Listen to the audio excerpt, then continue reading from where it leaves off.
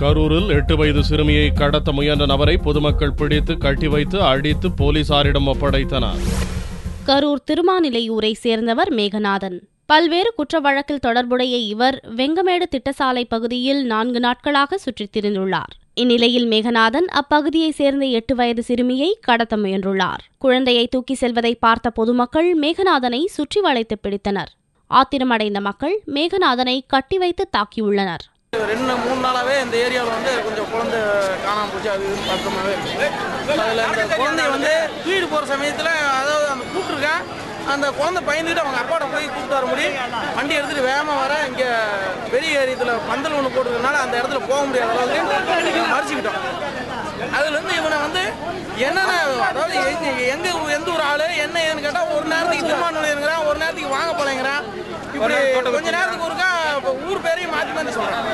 எங்கிருந்து வந்தாங்கிறது தெரியல. இதுகுறித்து தகவல் அறிந்த வாங்கல் போலீசார் சம்பவ இடத்திற்கு விரைந்து வந்து மேகநாதனை கைது செய்து அழைத்துச் சென்றனர். குழந்தை கடத்த முயன்ற சம்பவம் கரூரில் பரபரப்பை ஏற்படுத்தியுள்ளது.